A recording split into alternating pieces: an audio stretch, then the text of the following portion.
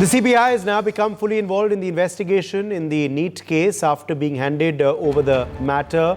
A list has in fact been prepared to investigate the case so that no evidence pertaining to the case is left out. Several teams of the CBI have started their investigation and around 9 mobiles have also been seized till now. These, of course, are the big developments we are tracking for you, where clearly, of course, now the CBI has taken charge of the full investigation. They have become fully involved in the investigation in the NEET matter after being handed the case. 9 mobiles have been seized. A list has also been prepared to investigate the case so that no evidence is left out. Javed Hussain joins us for more details on this story. Javed, what progress has been made so far by the CBI?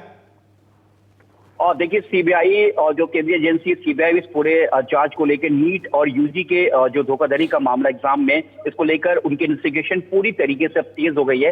कई टीमें बनी। हम आपको बता दें कि इसमें अभी तक की जो जानकारी, क्योंकि स्टेट पुलिस इस पूरे मामले की जांच कर रही थी, उसमें 9 फोन को रिकवर किया गया था अब तक, जिसका जो अभी तक की जानकारी है कि उस मोबाइल फोन के तमाम जो डाटा को डिलीट कर दिया गया है और अब जो एजेंसीज है इस फोन को CFSL यानी कि सेंट्रल फॉरेंसिक साइंस लैबोरेटरीज में इन फोन को भेजा गया, जिससे कि उनकी जो डिटेल है जिसमें पूरा एक कहीं ना कहीं एजेंसीज मान रही कि इसमें वो एविडेंस हो सकता है जिससे कि नीट और यूजी में जिस तरीके से इस पूरे मामले की धोखाधड़ी का मामला सामने है उसमें इससे कई बड़े खुलासे हो सकते हैं। तो फिलहाल अभी तक इनिशियल इंफॉर्मेशन में यही सीबीआई को पता चला है कि टेलीग्राफ ऐप का जो डाटा है उसे डिलीट कर दिया गया है, जिसे बाद में अब CFSL के जरिए से रिट्रीट करने की कोशिश की जा रही है। और अब तक इसमें उत्तर प्रदेश के एक लड़के से सीबीआई ने सोमवार को जो जानकारी मिली सूत्रों के हवाले से कि पूछताछ की गई है और करीब ये पूछताछ 6 से 7 घंटे लंबी चली है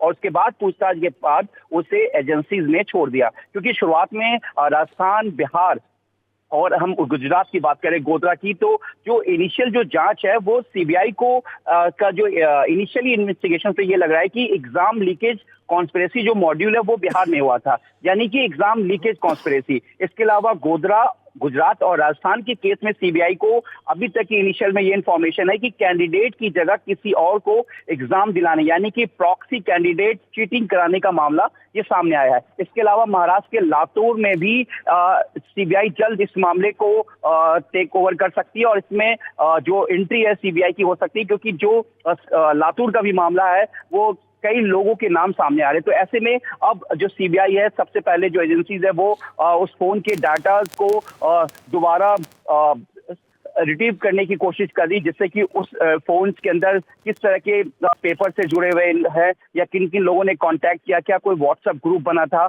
या इसके अलावा और इसमें क्या जो इस नीट और यूजी में जो धोखाधड़ी हुआ, जो एक पूरा सीक्वेंस है, बिहार, गुजरात, राजस्थान, इसके अलावा महाराष्ट्र की बात करें, तो इन सबको एक लाइन देने की कोशिश कर रही है। तो फिलहाल अब जो है कई अलग टीमें बन गई है। बिल्कुल जावेद, बहुत बहुत शुक्रिया हमारे संग जुड़ने के लिए। For more such videos, subscribe to the NewsX YouTube channel, hit the bell icon.